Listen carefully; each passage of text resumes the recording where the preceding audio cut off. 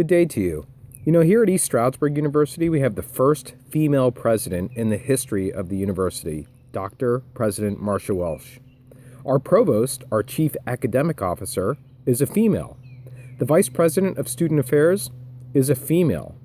The student body here at East Stroudsburg University is approximately 60% female. Our university is kind of embodying what's happening across the world, though the change is slower in some countries than others, with regard to women. And that is to say that women's rights are advancing. However, when you look across the world, as this chapter points out, Chapter 8 on Culture and Women, the differences in women's rights and women's achievements and women's belongings varies considerably. And so that's what this chapter is all about. That's what we're taking on today when we're talking about intercultural communication. We're talking about the plight, if you want to consider that word, of women in the world. And we know that sex is very different from gender, and that these two terms have not been distinguished between until very recently in our history. Sex is a biology. It's what you're born with. You're born with a vagina, you're born with a penis. That's sex.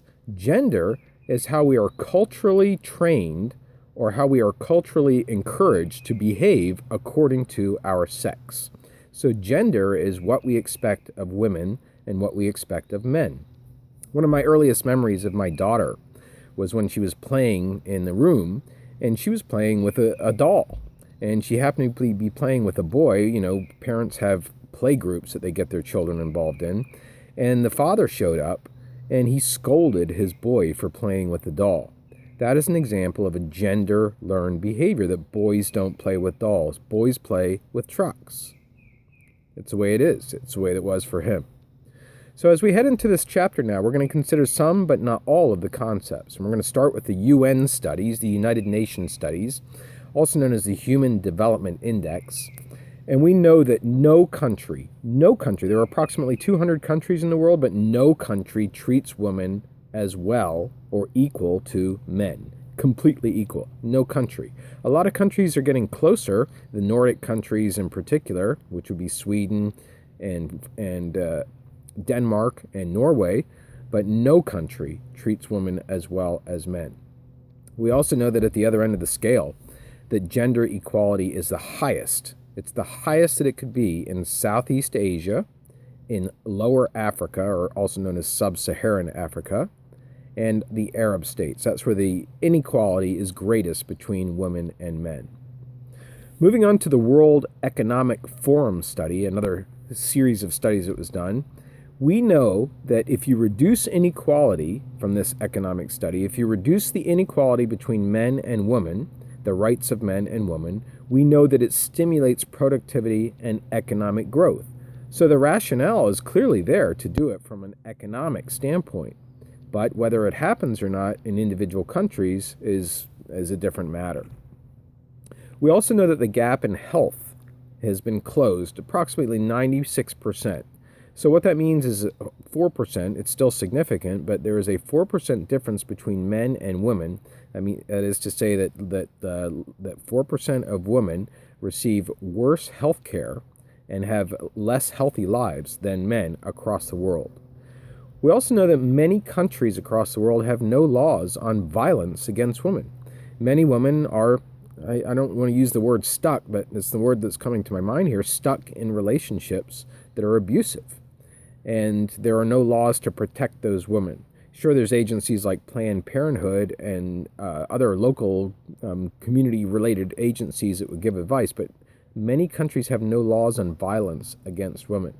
In fact, in many countries, particularly in sub-Saharan Africa, mutilation of female genitals still takes place. Now, it takes place for men too. The male goes through that, very discomforting process of having the penis, shedded of its skin when he's born, and women go through that process as well. In sub-Saharan Africa, a piece of the clitoris is actually removed. It's said to it's done for religious reasons. It's also done as a way of causing women not to experience temptation of sexual intercourse. At least that's some of the reasoning. But still, the idea of it is a troublesome one, at least to me. female genital mutilation. We also know that sexual abuse is something that occurs rather frequently across all countries. Even here in the United States, you can pick up the newspaper and you can read on an almost daily basis that some female has been abused. Often it's a female of a lesser age than a male, often in a situation where she's very, very young and the male took advantage of her, is one way that you can consider that. We know that female prostitution and trafficking exists across the world. It's particularly present in Asian countries, and not all Asian countries, of course, but and of those, China is one of the major trafficking nations. So sexual abuse continues to be a problem for women.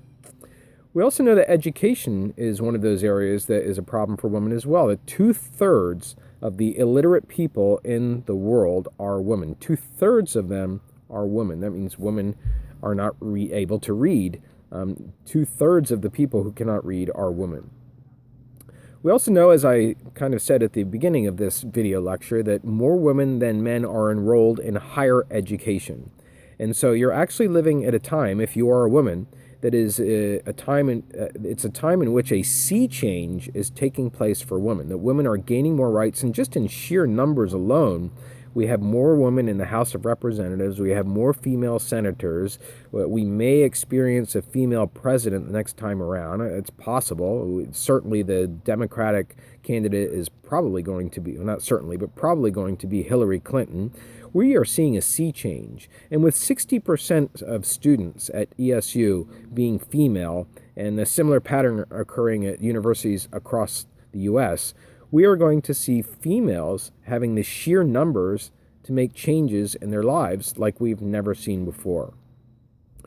Economically, in the U.S., women earn it's still a very troublesome statistics. Women earn 76.5% of what men earn in the United States.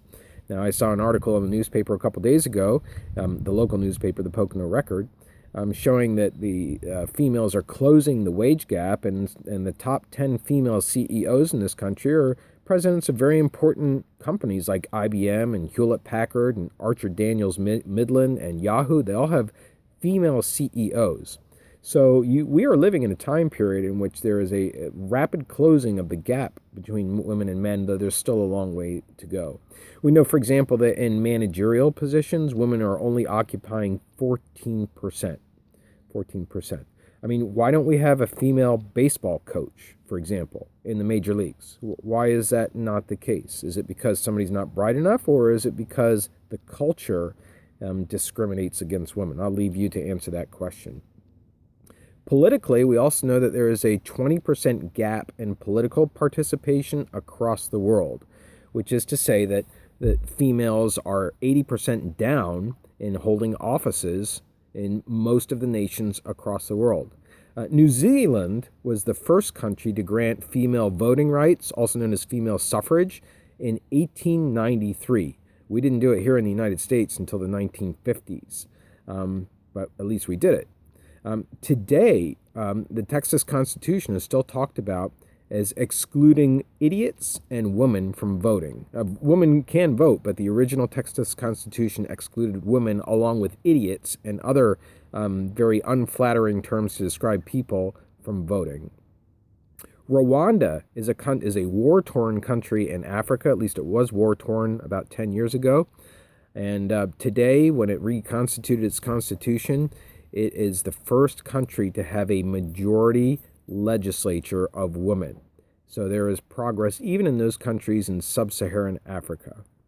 Speaking of countries, the book next talks about individual countries, and of the countries out there that are treating women the most equally, the Nordic countries are the best. And I can tell you, as someone having been to Sweden many times, and Denmark as well, and Norway, and I've been to Finland as well, I can tell you that when you go around Sweden and Norway and Finland and Denmark, you have a much greater feeling that women have equality with men. When it comes to conversation at the dinner table, women have as much say. When it comes to employment, women have as high as positions as men. When it comes to political parties, women have as much equality as men. So the Nordic countries are some of the best. Mexico, on the other hand, is one of the worst. It's the 6th highest country in masculinity.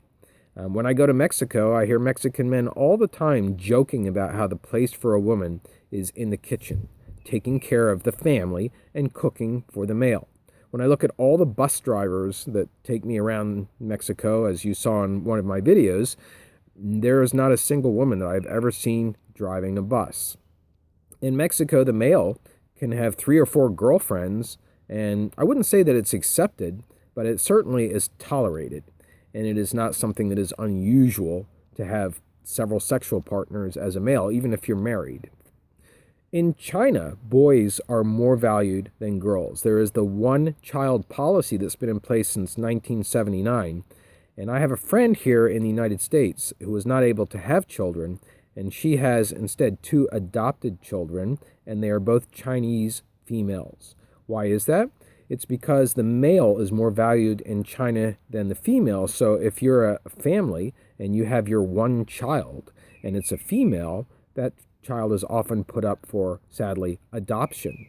And that's why my friend is able to have an adopted 2 girls coming from China. We know that in Japan, the life expectancy for females is 15 years greater than males. 15 years greater than males. Is that something that's created by Japanese culture?